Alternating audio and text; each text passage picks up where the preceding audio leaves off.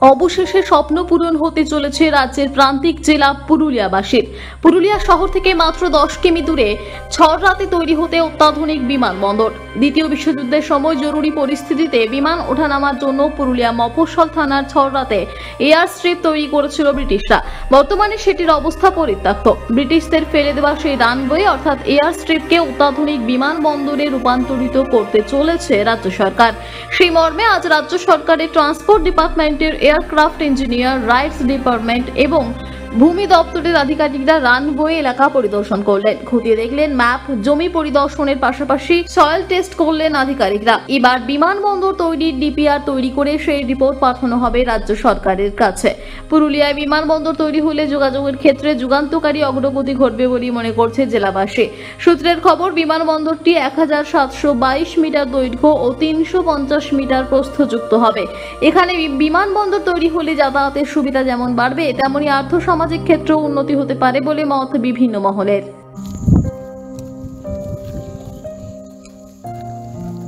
Planning actually यहाँ का जो एयरपोर्ट है, छर्रा एयरपोर्ट, उसके लिए हम अपग्रेडेशन के लिए आए हैं। मैं राइट से हूँ, असिस्टेंट मैनेजर निशांत। तो प्रेजेंटली हम लोग सर्वे के लिए आए हैं। सर्वे के बाद ही डिसाइड हो पाएगा कि यहाँ पर कितनी लेंथ रहेगी और यहाँ की ऑब्स्टेकल्स वगैरह हम जानना है कि कहाँ कहाँ क्या क्या ऑब्स्टेकल्स हैं। एंड ये हम जीटी सर्वे करेंगे आज और लगभग 3 दिन चलेगा। ओएलएस सर्वे आपका 4 to 5 डेज के बीच में है। अभी तक का सिचुएशन क्या है? अभी तक का सिचुएशन, अभी हम पॉइंट्स मार्क कर रहे थे केवल।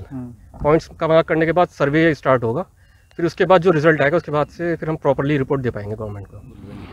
পুরুলিয়াতে এয়ারপোর্টের খুব প্রয়োজন আছে, কেন যতগুলো ট্রেন 2AC-তে সিট পাওয়া যায় না, প্রয়োজন আছে। অনেক ইন্ডাস্ট্রির লোকগুলা টাইম সেভিংয়ের জন্য ফ্লাইটে যাবে, তার জন্য এইখানে এরোড্রোম হওয়া উচিত, ফ্লাইট সার্ভিসটা হওয়া উচিত।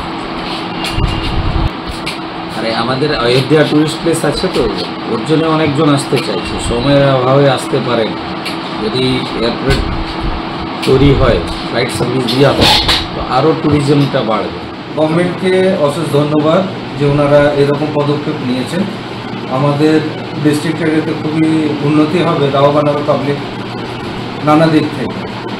আপনি তো মেডিকেল লাইনে, আপনাদের হিসাবে কি সুবিধা, কতটুকু আমাদের হিসেবে এখানে যারা পেশেন্টরা বাইরে যান ট্রিটমেন্টের জন্য, তাদের জন্য সময় বাঁচবে তাড়াতাড়ি। আদারওয়াইজ কী হয়, এখান থেকে পেশেন্টকে রাঁচি বা কলকাতা যেতে হয়, তারপরে ওনারা নিজের গন্তব্যে পৌঁছতে পারেন। পুরুলিয়াতে হলে পরে আমার মনে হয় এতে ওনাদের সময় এবং টাকা দুটোই বাঁচবে, আর তাড়াতাড়ি লোকের চিকিৎসার সুবিধাটাও ভালো জায়গাতে পেতে পারবে। এছাড়াও আমাদের ট্যুরিজমের একটা ডেভেলপমেন্ট হবে, ট্যুরিজমে লোক বেশি আসবে, ট্যুরিস্ট বেশি আসবে, আমাদের এখানে লোকেদের ইনকাম সোর্স বাড়বে। এয়ারপোর্ট তো হওয়া চাই পুরুলিয়াতে, কিন্তু আমি নিজে একটা সিএ, আমারও বাইরে যাওয়ার প্রয়োজন পড়ে, তো বাইরে যাওয়ার জন্য আমাকে রাঁচি যেতে হবে, দুর্গাপুর এখান থেকে ফ্লাইট নিতে হয়, তো বহুত হ্যারাসমেন্ট আছে। এখানে হলে ভালো হয় আমাদের পক্ষে, আর অনেক জন্য সুবিধা হবে, আর অনেক এমপ্লয়মেন্ট বাড়বে। আর ট্যুরিজম, পুরুলিয়াতে ট্যুরিজম যে আমাদের অযোধ্যা পাহাড় আছে, ওইখানে লোক মানে কলকাতার লোক বা আরও শুধু কলকাতার লোক আসছে, এখন এয়ারপোর্ট হলে আরও বাইরে থেকে লোক আসতে পারবে। আমরা এখানটাতে একটা সার্ভে এখন শুরু হবে। এটা বেসিক্যালি সার্ভে আজকের থেকে শুরু হয়ে গেল। এই সার্ভেটা দু ধরনের সার্ভে একসাথে হচ্ছে। একটাকে বলে হচ্ছে ওএলএস বা অবস্ট্রাকশন লিমিটেশন সার্ভে, আর একটা হচ্ছে এখানে যে ফিজিক্যাল কনস্ট্রাকশনসগুলো যেসব জায়গাতে হবে তার সয়েল টেস্ট রিপোর্টস। তো এই দু ধরনের সার্ভের জন্যে রাইটসের থেকে টিম এসছে, দুটো টিমই এসছে। আমরা আজকে কোন কোন জমিতে কি কি হবে, সেই জমির চরিত্র কি, সেই জমিটা সরকারি না রায়াতি, সেগুলো আমরা অ্যাসেস করলাম এবং ওরা আজকে দুপুর থেকে কাজগুলো শুরু করবে।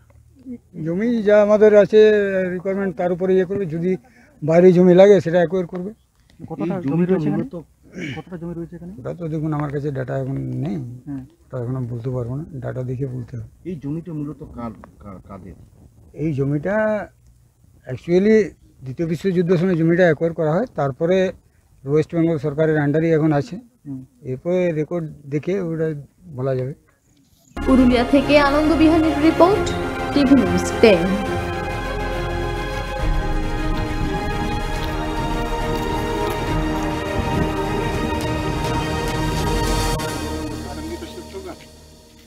কি परमानेंट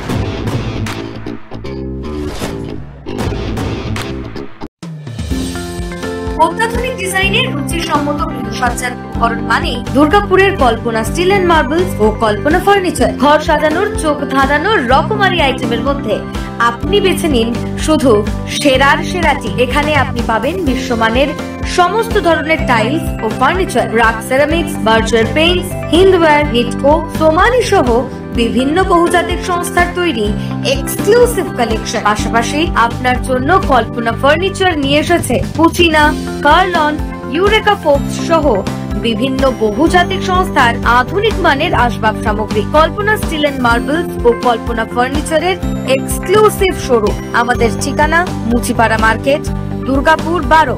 আমাদের শাখা রয়েছে বাঁকুড়া, হিরিঙ্গি, বরজোড়া, চণ্ডীদাস বাজার, শ্যামপুর মোড়, বিটু বাজার, কাটাবেরিয়া ও দুর্লাভপুরে।